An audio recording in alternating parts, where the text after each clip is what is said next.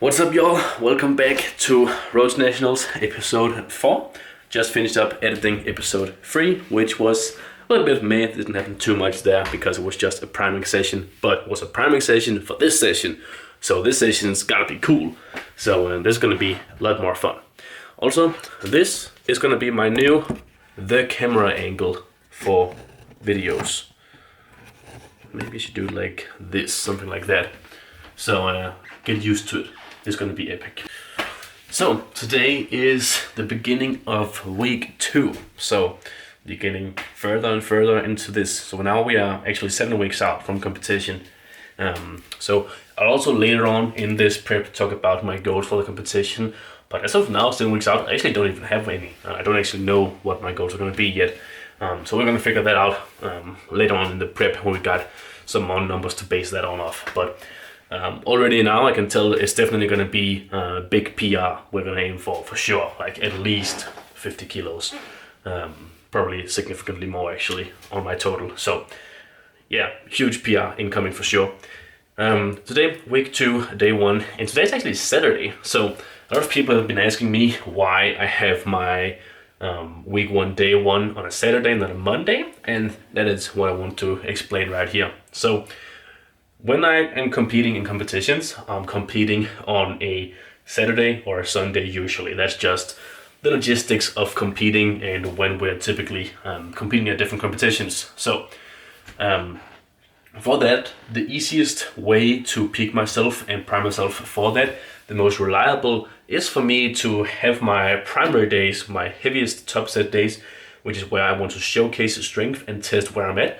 I want to have those days, Saturday or Sunday, because then it's really easy to transfer that over to competition. So with me having those on Saturday and Sunday, if I were to do that regularly, like doing Monday day 1 and so forward, I would have all of my week 1 secondary days before my week 1 primary days. That would mean when I get into a week 2, week 3, week 4, I would have week 4 heavy secondary days before my week 4 primary day. But now switching it around and having the primary day Saturday or Sunday, I only have to have my week 3 secondaries before my week 4 primary, because obviously I'm doing the primary day first. So putting the primary days first in the week layout, so the first thing in like day 1 of the microcycle split, will allow me to do that, and then putting them on a Saturday and Sunday will allow me to peak myself for competition. So that is the way that I do it, and it works for me. I also have some people that I coach that I do that for. I also have a lot of people that I don't do that for. It's going to depend on the situation, what we find to be working, and many different things, many different variables, also if you're competing and all that kind of stuff. So many different things to consider, but that's why I'm doing it and why I have a new week today on a Saturday. So what do we have today? We have squat doubles and bench single. So we're gonna aim for a squat at around 220-ish, maybe a little bit more, maybe a little bit less. We're gonna see how it feels on the day. I don't need to go super heavy on squats to set myself up for a good week 4. Last block I ended up with 235 in week 3 and was still able to squat 260 in week 4. So I can actually take some pretty big jumps in the squat and still feel good there. So we are not going to go like super heavy on the squats for sure. The bench press though, I can handle some heavier weights there for sure. So we might go a little bit like around 170-ish, maybe slightly above 170 actually, because I can do that. Something like 170 to 175 is probably expected. And then next week, in the week 3, I could go for something like 185-ish. And then for the week 4, I could maybe potentially try and hit something like 195, something like that. Which would be 15 kilos over my current comp PR. So strength is definitely strengthening. Bench is benching. And yeah, things are going good. So now we don't got much more else to it. Setting myself up for this session. It's a squat and bench session, so that means I'm feeling better with a little bit more food in my belly compared to a deadlift session. So we're gonna eat 2 full meals before doing squat and bench. I actually have this thing laid out every single week. So I have squat and bench sessions, and then I have deadlift sessions. I also have some deadlift and bench sessions, but I just take that as deadlift sessions because I prioritize the deadlift in those sessions because it's just like quaternary bench, something like that, and it's primary deadlift.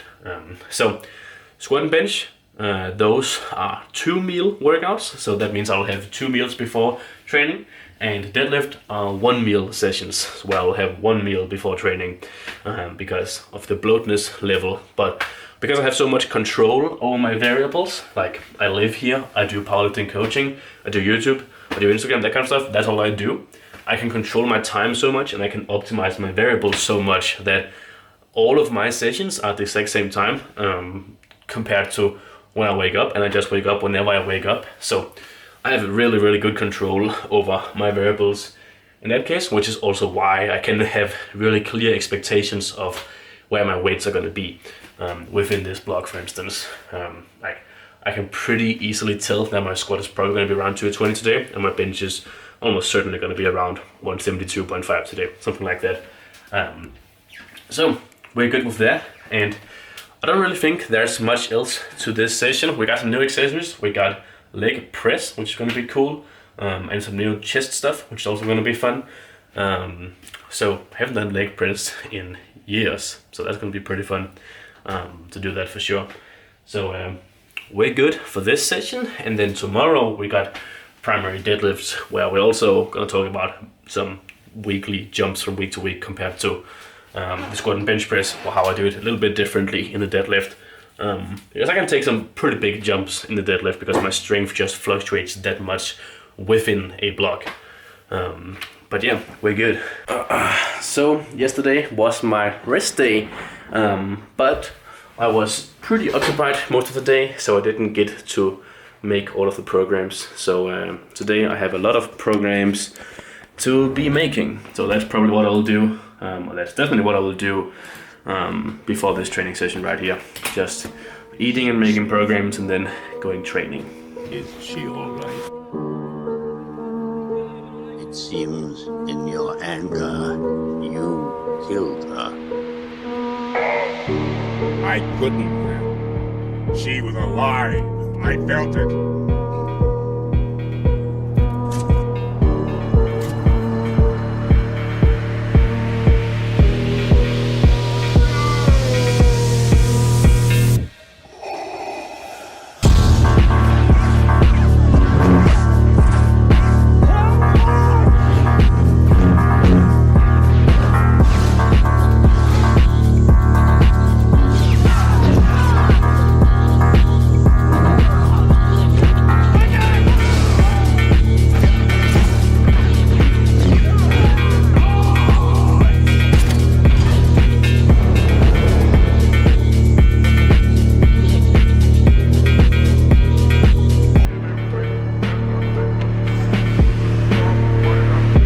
The Force is with you, young Skywalker. But you are not a Jedi yet.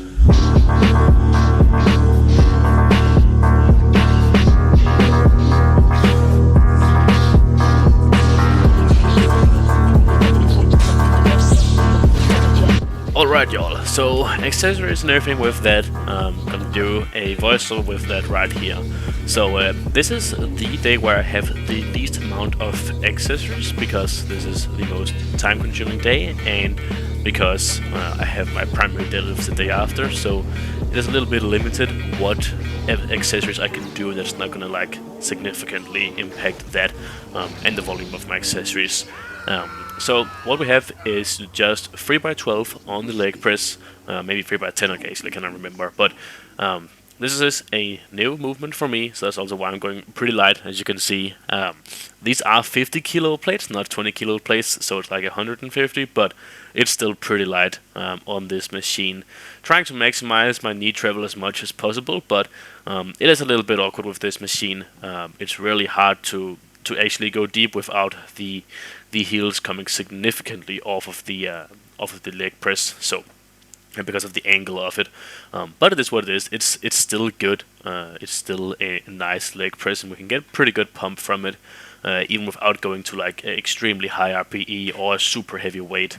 Like this is realistically, if I were to go like all out, it's probably with like 3 to 4, maybe even 5 reps in the tank, if not more. Like with this control and like keeping this tempo on the reps, like between the reps, like in terms of the pump. It's pretty low RPE with that, and it's also pretty lightweight, if you can say that. But I still get a pretty good pump in the quads, so yeah, pretty nice with that. So yeah, just gonna get through those. And next up, I've removed actually all of my chest accessories and switched them out for something else. We don't ever have any more of the dumbbell press because my chest was starting to feel a little bit awkward with doing that. So we've been doing this instead, which I kind of like, but also don't really like it. I get a really, really good squeeze on the chest in a way that I haven't like got that in a very long time, which is very, very nice. It feels really good.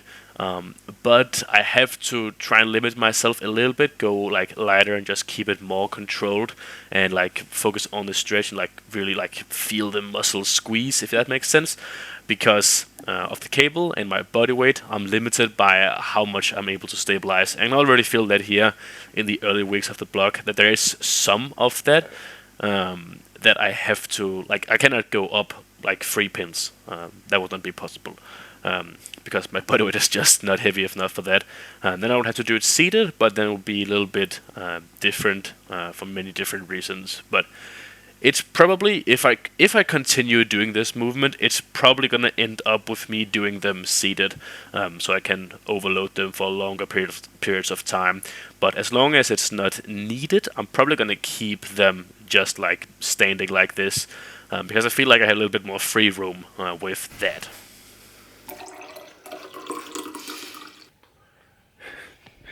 Alright, we're back. Stak den næsten op i næsen. Back from the training and Very hungry. Very hungry. Deed made food, which is very cool. She was done a little earlier than me. Could be cool if I could get both of us in the It's frame. okay, it's your channel. My channel. But you're here though. You're here though. I'm here. I can get like behind the back angle. Like this. So you can see my huge ass. Back. Like this. Pretty juicy. Food on me though. You told me. You tell me. So, we're done with training. We both had week 2. Week 3 for you? Week 2. So, it was obviously pretty easy, but still a little tough. I was head referee at Danish Nationals equipped today all morning. So I was a bit fried in my brain when I got to the gym. Let me just zoom in a little. Like that. Yeah. Fried in my brain. Fried in the brain for Deed. Yeah, you were refereeing for like 4 hours? 5. 5 hours and then training? Mm-hmm. Yeah, not me though, for sure not me though. So week 2 obviously hit some pretty nice numbers. It's not like they were bad or anything. 225 squat and 175 bench. Definitely the heaviest week 2 bench I've ever done before, which is pretty cool. And squats were pretty much exactly as expected. It's pretty crazy how different of a like strength difference there is within a block. For you it's not that much. For you it's like there is a difference, but from week 1 to week 4 for you it's like maybe 5 kilos on the HB100 max. But I don't lift that heavy weight, so yeah, but still percentage wise it is pretty big difference though. Yeah. For Dee, she has like maybe a 5 kilo difference in strength for week 1 to week 5, where I literally have like a 50 kilo difference on my some of us maxes. are just built different. Yeah. But as long as it is predictable, it's not really an issue that I'm having this bigger strength difference within the block. So we're good with that. And now we're just gonna get in the last real meal. I have quite a few extra calories after this. I have like almost 1,000 calories after this meal. Can't even see the meal because I zoomed in so much. Like that. Yeah. I still have like 1,000 calories after this meal. In fruits and different like snacks and stuff. But yeah, this is the last like real meal to get down, and then the rest is pretty easy, to be honest. So let's get this down, and bulk is bulking. Cat is bulky. Cat is also bulking. Yes. Perma bulk.